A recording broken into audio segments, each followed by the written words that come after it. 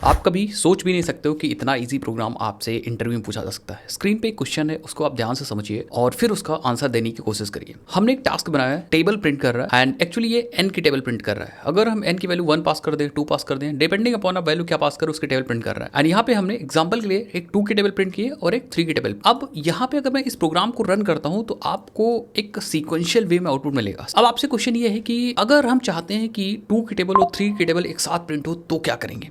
ये एक थ्रेड का बहुत शानदार क्वेश्चन है और आपसे इंटरव्यू पूछा जा सकता है। चलिए हम लोग डिस्कस करते हैं। Welcome to 100 days 100 Java interview question series.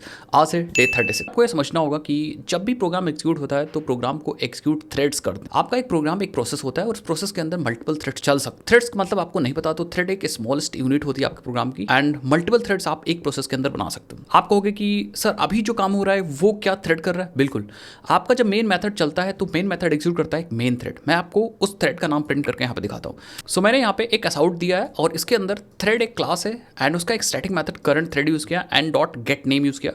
तो होगा क्या कि thread dot current thread method वो करंट थ्रेड का रेफरेंस दे देगा जो भी थ्रेड चल रहा होगा। और अभी मैंने आपको बताया कि यहाँ पे मेन थ्रेड चल रहा होगा क्योंकि ये मेन मेथड है एंड गेट नेम मतलब उस थ्रेड का नाम आ जाएगा। अब इसको मैं आपको रन करके दिखाता हूँ। सो लास्ट में आप यहाँ पे आउटपुट देख सकते हो मेन। दैट मीन्स यहाँ जो भी काम हो रहा है वो मेन थ्रेड कर रहा है। अब हमें इस प्रॉब्लम का सोल्यूशन कैसे मिलेगा, तो हमें यहाँ पे मेन थ्रेड के अंदर ही 2 मल्टीपल थ्रेड्स बनाने होंगे और जो हमारा टास्क था उन टास्क को दोनों थ्रेड के बीच में डिवाइड करना होगा।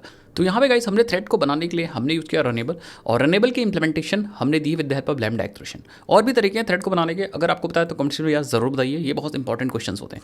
फिर दूसरा थ्रेड भी हमने सेम तरीके से क्रिएट किया है एंड देन दोनों थ्रेड को स्टार्ट किया है। एंड थ्रेड को स्टार्ट करने के लिए हमें यूज़ करना पड़ता है थ्रेड क्लास का ऑब्जेक्ट। तो हमने यहाँ पे न्यू थ्रेड क्लास का ऑब्जेक्ट बनाया, T1 को पास कर दिया एंड देन उसी ऑब्जेक्ट पे स्टार्ट कॉल कर लिया। फिर हमने नया थ्रेड का ऑब्जेक्ट बनाया, T2 पास किया एंड उसी थ्रेड का ऑब्जेक्ट मैंने स्टार्ट कॉल कर लिया। तो थ्रेड्स दोनों स्टार्ट हो जाएंगे, लेकिन हमने काम तो दिया ही नहीं टास्क। तो हम क्या करते हैं, फटाफट थ्रेड 1 को आ जाते हैं एंड 2 की टेबल प्रिंट करने का काम देते हैं एंड थ्रेड 2 को आ जाते हैं एंड यहाँ पे 3 की टेबल प्रिंट करने का काम देते हैं। That's it. अब हम अगर अपने प्रोग्राम को रन करते हैं तो आपको दिखेगा दोनों थ्रेड साथ में काम कर रहे हैं और एक साथ टेबल प्रिंट हो रही हैं। अब इसको एनालाइज करिए। आप देखो यहाँ पे 2 1 जा 2, साथ ही साथ में 3 1 जा 3, 2 2 जा 4 एंड 3 2 जा 6, साथ में टेबल प्रिंट हो गई। दैट मीन्स हमारे 2 काम साथ में हो गए and this the power of threads. बहुत इंपॉर्टेंट कॉन्सेप्ट था। अगर आपको समझ आया तो कमेंट में बताइए।